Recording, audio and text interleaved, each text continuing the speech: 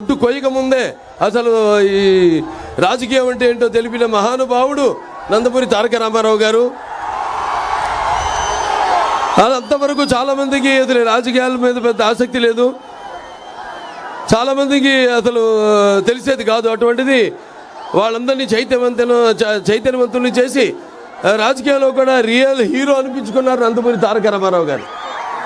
ఆ తర్వాత ఆయన ప్రవేశపెట్టిన పథకాల విషయాలకు వస్తే మరి ఎంతో సాహసోపేతమైనవి, అలాగే సామాన్యులకు అలాగే ప్రజలకు ఎంతో సానుకూలమైనవి, అలాగే ఉపయోగకరమైనవి. రాజకీయాల్లో ఎన్టీఆర్ ముందు ఎన్టీఆర్ తర్వాత అని చెప్పుకుని ఎన్నో పథకాలను ఆయన ప్రవేశపెట్టారు, అమలు చేశారు. అలాగే ఆయన తర్వాత ఎందరో వాటిని అనుకరించారు, వాటిని అమలు చేసేలా చేశారు. That is NTR. అలాగే అందుకే ఆయన పేదవాడి ఆకలి బాధ తెలిసిన అన్న ఆయనే. అలాగే జనంకి జనం భవిష్యత్తు వాడికి దారి చూపిన భరోసా ఇచ్చిన అమ్మ ఆయనే. అలాగే ఆయనకి అండగా ఉన్న ఆడపడుచులకు ఆయన ఆర్థికంగా బలోపేతం చేసిన అన్న కూడా నందమూరి తారక రామారావు గారు. ఆ తర్వాత నందమూరి తారక రామారావు గారి యొక్క బుద్ధి బిడ్డ తెలుగుదేశం పార్టీని మన నాయకులు చంద్రబాబు నాయుడు గారు ఎంతో క్రమశిక్షణతో, అదే క్రమశిక్షణతో ఆయనతో పొందిన స్ఫూర్తితో ఈ పార్టీని ముందుకు నడుపుతున్నారు. మన తెలుగుదేశం పార్టీకి ఉన్నంత కార్యకర్తలు ఈ ప్రపంచంలో ఏ పార్టీకి లేదు. తెలుగుదేశానికి గుండెకాయ తెలుగుదేశం పార్టీ కార్యకర్తలు. మరి చూస్తున్నాం, ఎన్నోసార్లు మన సంక్షోభంలో ఉన్నప్పుడు రాష్ట్రం తెలుగుదేశం పార్టీ అధికారంలోకి ఎంతో క్రమశిక్షణతో, అదే క్రమశిక్షణతో ఆయనతో పొందిన స్ఫూర్తితో ఈ పార్టీని ముందుకు నడుపుతున్నారు.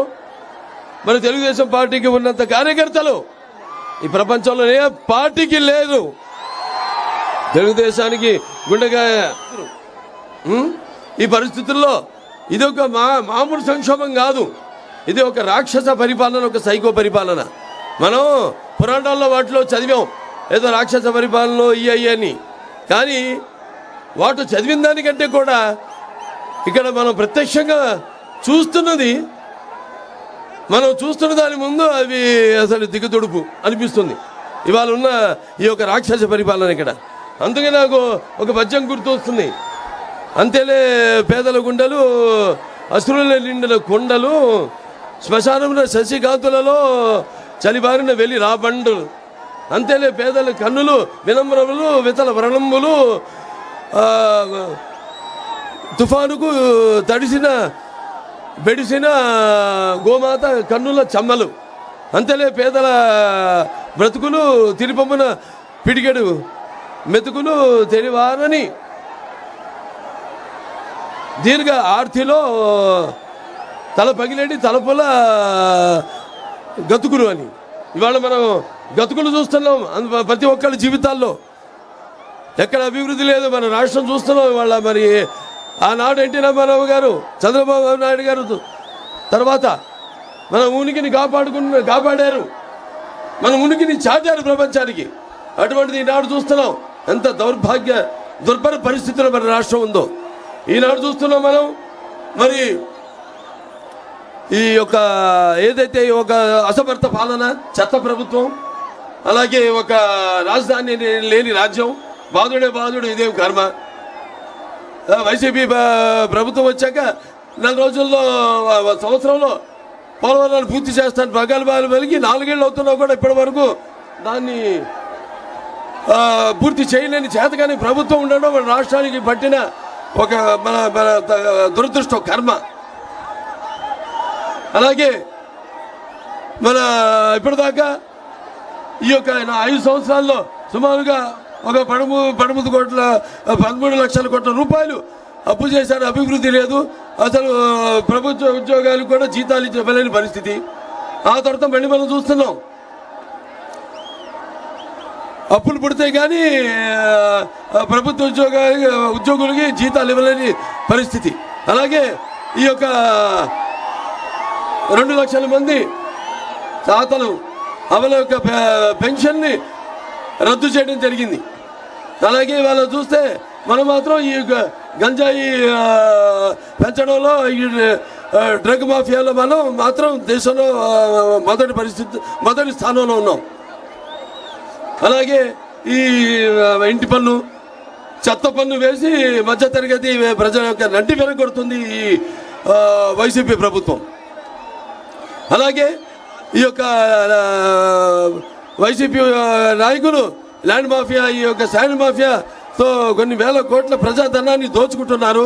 అలాగే ఈ యొక్క 5 కోట్ల ఆంధ్రుల కళల రాజధాని అయిన మన అమరావతిని అతను పట్టించుకునే స్థితిలో లేరు.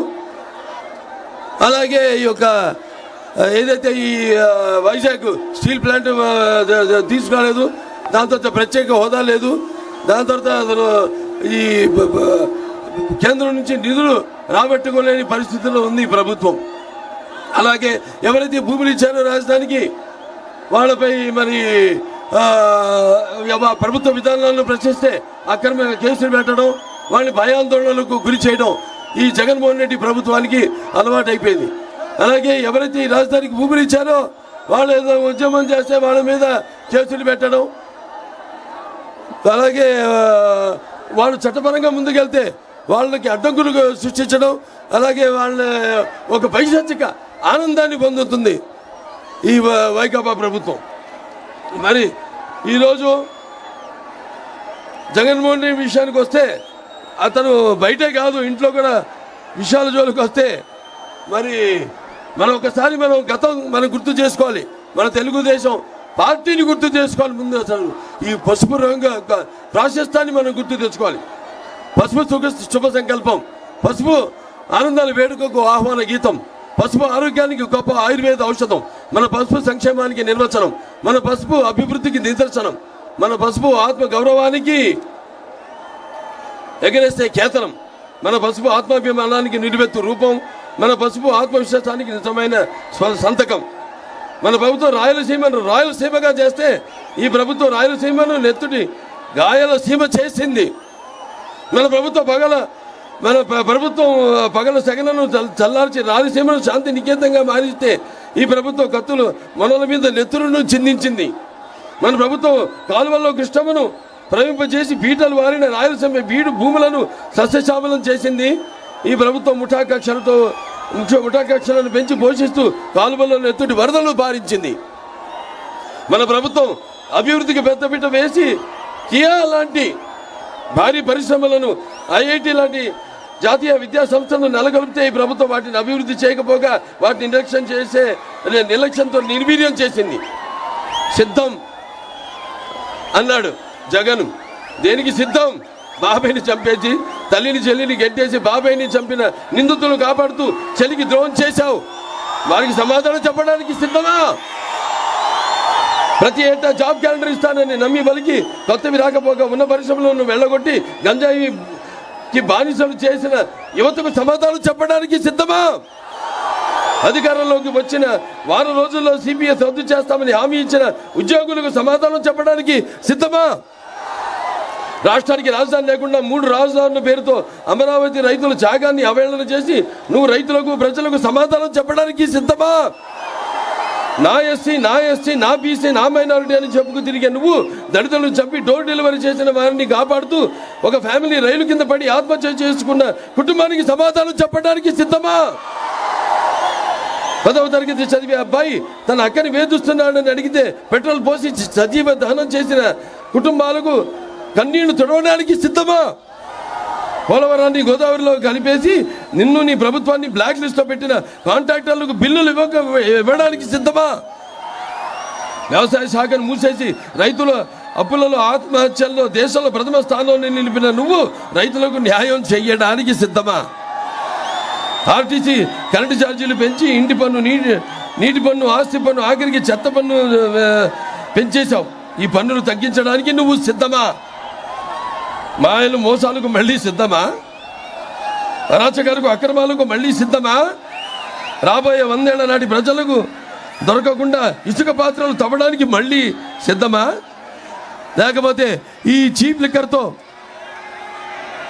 జే బ్రాండ్ మద్యాన్ని వరదలుగా భావిస్తూ మరో 1,00,000 కోట్ల దోపిడీకి మళ్ళీ సిద్ధమా? ఈ ప్రభుత్వం తయారు చేయించిన కల్చి మద్యాన్ని తాగించి వేల లక్షల మంది ఆడపడుచులు తాలి బొట్లను తెంచడానికి మళ్ళీ మళ్ళీ మళ్ళీ సిద్ధమా? సిద్ధం పేరుతో ప్రభుత్వం ధనం 1,600 కోట్లతో హోర్డింగ్ ఏర్పాట. ఈ నిధులను పెడితే అన్నమయ్య డ్యామ్ గేట్లు వచ్చేసేవి, అందరినీ కాలువ అధునీకరణ పూర్తయ్యేది. మీకు అభివృద్ధి కావాలా, అరాచకం కావాలా? మీకు సంక్షేమం కావాలా, విధ్వంసం కావాలా?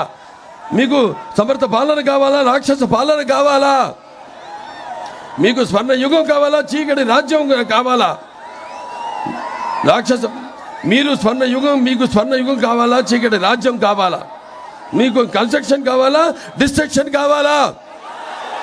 సిద్ధం ఉన్నావు కదా, ధర్మ యుద్ధానికి మేము సంసిద్ధం. అవునా? రాష్ట్ర అభివృద్ధిని నిలువెత్తి గోతులో పూడ్చి 100 ఏళ్ళు వెనక్కు నడిపించిన నీ పాలనకు చరమ గీత పాడుతూ సమర సింహ శంఖారావానికి ఉరగలెత్తిన ఉత్సాహంతో ఓటు అనే వజ్రాయుధంతో నీ రాక్షస పాలనను అంతమొందించడానికి మేము సంసిద్ధం. అవునా? నిన్ను నీ వైసీపీని పాతాళంలోకి తొక్కేయడానికి ప్రజలు, తెలుగుదేశం, జనసేన తమ్ముళ్ళు సిద్ధం.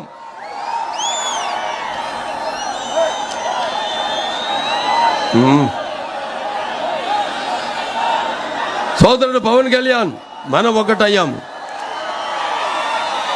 మాట కలిసింది, మనసు కలిసింది, పదం కలిసింది, భుజం కలిసింది. మన ఇరువురి సంఘటిత శక్తిని అడ్డుకునే శక్తి ఎవరికి లేదు, లేదు, లేదు. తెలుగుదేశం జనసేన కలయిక ఒక నిప్పుల ఉప్పెన. తెలుగుదేశం జనసేన అరాచకాన్ని నిర్మూలించే ఒక అగ్ని పర్వత విస్ఫోటం. అక్రమాల, అరాచకాల రాక్షస రూపాన్ని కూలగొట్టే ఒక పాశుపతాస్త్రమే. చివరిగా ఒక మాట చెప్తున్నాను. ఓటరన్నా నువ్వు ఇప్పటిదాకా నమ్మి ఎక్కింది వైసీపీ అనే కొయ్య గుర్రాన్ని. నిన్ను మాయ చేసి మభ్యపెట్టి అటు ఇటు ఊపిందే కానీ అభివృద్ధి చేయలేదు. తెలుగుదేశం జనసేన కలయిక వాయు మనోవేగాలతో పరుగులు తీసే పంచకళ్యాణి గుర్రం. అది నిన్ను సంక్షేమ రాజ్యంలో చేరుస్తుంది. చీకటి నిండని మీ బ్రతుకుల్లో అద్భుతమైన వెలుగులు ఇస్తుందని తెలియజేసుకుంటూ అందరు కూడా ఇలాగే ఒక సంఘటిత శక్తిగా ఉండి మరి ఈ యొక్క ఏదైతే మనం కోల్పోయామో మన ఉనికిని, దాన్ని మళ్ళీ మన రాష్ట్రానికి పునర్వైభవం తీసుకురావాలని మళ్ళీ మనమంతా సువర్ణాక్షరంతో ఈ ఉద్యమంలో చరిత్రలో లిఖించబడేలా ఒక స్వర్ణ యుగాన్ని మనం సృష్టించుకోవాల్సిన బాధ్యత మన ప్రతి ఒక్కరి బుద్ధ స్కంధాలమై ఒక అందరూ పౌరులుగా అది ఉందని మీ అందరూ తెలియజేసుకుంటూ నేను సెలవు తీసుకుంటున్నాను. జై భారత్, జై తెలుగుదేశం, జై జనసేన. ఇప్పుడు మన పెనుగొండ ఇన్ఛార్జి సవితమ్మ 2 నిమిషాలు మాట్లాడించగా కోరుతున్నాం.